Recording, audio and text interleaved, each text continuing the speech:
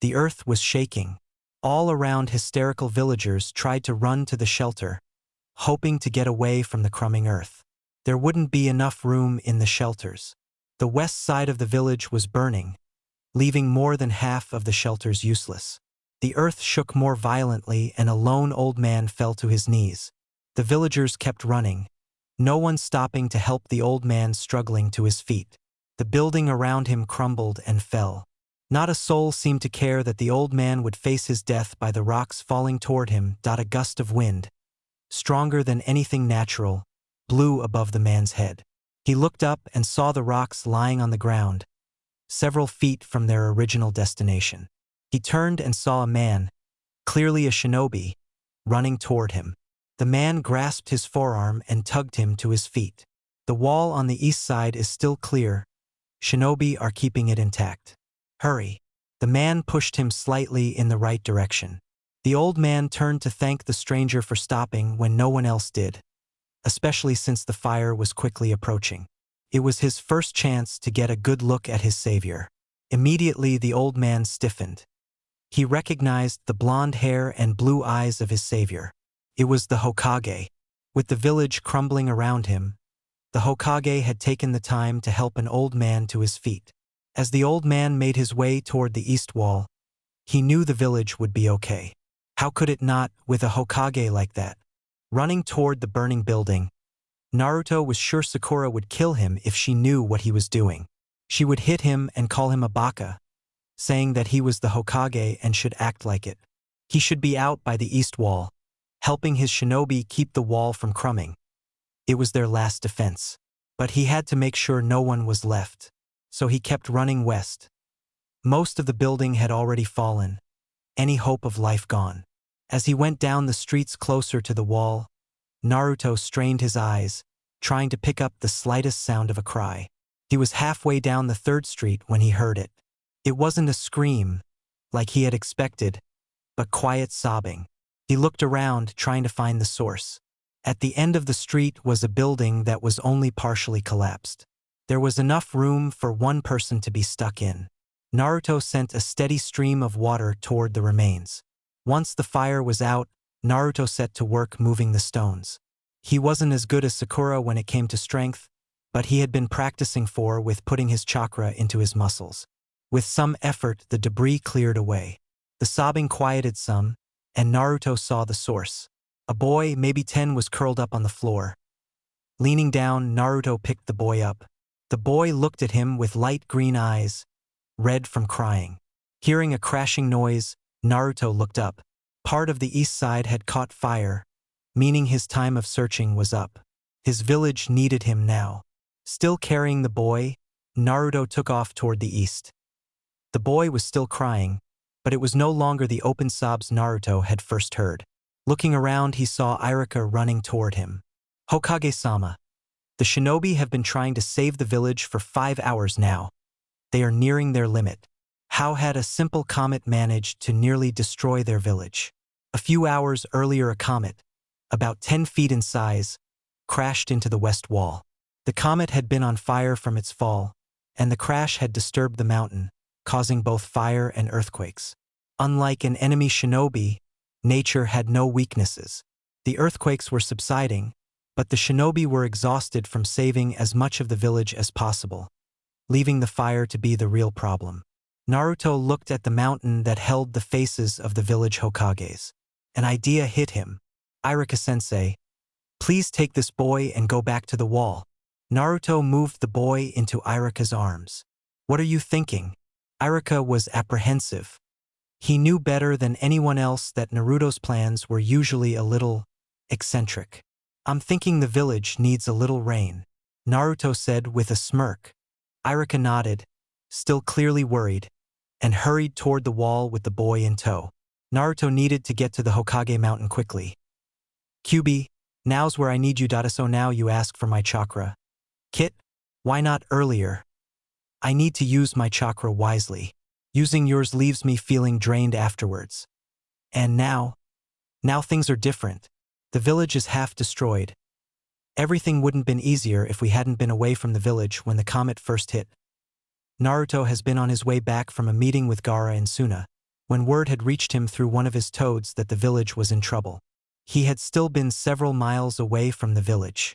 At first he was going to use the Kyuubi's chakra to increase his speed, but had realized it would just leave him exhausted after a few hours, and he had no idea how long this would last. It definitely would have been.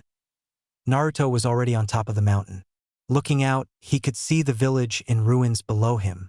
The west side was completely destroyed, nothing but a mess of charred debris. The fire was now spreading throughout more of the east side. He had to act now.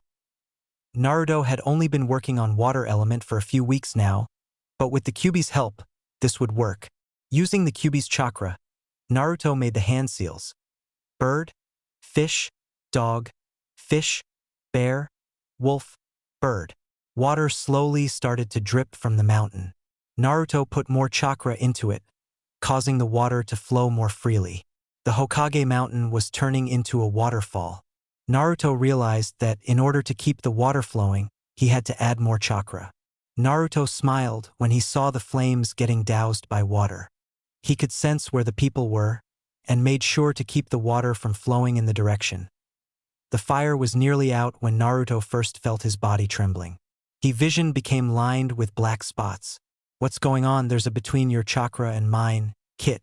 You've used too much of mine as well as your own. You need to release the ninjutsu now or we will die from chakra exhaustion. I can't release it now. The water will just flood the entire village. I need to move it out of the wall so it can spread and level itself out. Using more of my chakra will kill you. I need to save my village. Kyuubi's growl was enough approval for Naruto. Reaching for more chakra, Naruto directed the water's flow to go outside the gate. Once there were no walls to restrict it, the water would spread out and soak into the soil. Before even half of the water was out, the trembling became worse. Naruto gritted his teeth. He had to get the water out. He reached for more chakra. Naruto fell to his knees, his body shaking uncontrollably. With his fall, his concentration broke, and he lost control of the water. Panicking, Naruto looked at the village. Most of the water was outside the gate, and the remaining water wasn't enough to damage the village. He had succeeded. The black spots returned, and soon everything was black. Naruto felt his body fall forward, landing on the hard rock. Then he felt nothing. Naruto slowly opened his eyes. The darkness and the water on the ground immediately told him he was in his mindscape. Standing up, Naruto walked toward where he knew the Kyuubi was. Unlike usual, he couldn't feel the Kyuubi's chakra. He turned the corner and saw the cage that held the Kyuubi. The great beast was lying on the ground, his breathing unsteady. What's wrong, Kyuubi? Naruto slowly approached the demon. Kyuubi opened his eyes. I am drained of my chakra. It will take me several days to recover my strength. Kyuubi was weakened? How can the Kyuubi know Kitsune drained of chakra? Kyuubi growled at him. I warned you that there was a balance between your chakra and mine. You should have stopped when I warned you to. You should have learned water before fire. If you had then, you wouldn't have been exhausted by such a simple technique. We can't change the past, so quit trying to make me feel bad about my choice of elements. Naruto walked over to Kyuubi and put his hand through the cage. He stroked the Kyuubi's fur. I am sorry that I had to rely on you so much. I'll improve so I won't drain you again. Just wake up so I can start refueling with some of your chakra. It should speed up my recovery. Naruto nodded and sat on the wet floor. He had discovered that meditation was the easiest way to return to his body. He felt a shift in his mind. He was in his body again. Bright light assaulted him as he opened his eyes. He was in a white room, and there was a beeping noise to his left. A quick look around confirmed that he was in a hospital. He grew irritated. He hated hospitals. He knew he passed out, but that shouldn't require a hospital visit. Tsunade should have just brought him home. He always woke up within a day anyway. A nurse that he didn't recognize walked in. She smiled when she saw he was awake. How are you feeling? The nurse asked in a sweet voice. I'm great. There's no need for me to be in the hospital anymore. The nurse eyed him skeptically. You came here with severe chakra exhaustion, and it's only been a day. We can't just release you because you say you feel fine. Now let me take your vitals. The nurse set to work reading and recording what the machines said about his health. Of course he was fine. This nurse must be new, since she obviously didn't know that Naruto would only escape from the hospital if he wasn't released. A knock sounded on the door. Naruto and the nurse both looked. In the doorway stood a shinobi. His back was straight and his face firm, which confused Naruto. Who was this guy and why was he looking at the Hokage like that? Ito-san, what can I help you with? Though the nurse asked, her face indicated she knew why he was here. Is he stable enough to question? Ito's voice was just as firm as his looks. The nurse nodded. Glancing back at Naruto once, she left the room. Now he was really confused. Why was Ito, whom Naruto was shocked he didn't know, questioning him? What had happened in the past day for the Hokage to be put in such a situation? Ito walked to the chair by the window and sat down. He stared at Naruto for a minute before he started his questioning. How did you come to be passed out on top of the Hokage mountain? Was that why he was being questioned? So why didn't Tsunade or Kakashi ask? Was it really even that important? I used too much chakra while putting out the fire. It left me exhausted. Ito kept staring. And why were you on top of the Hokage mountain? It gave me the best vantage point to put out the flames. Why did it matter?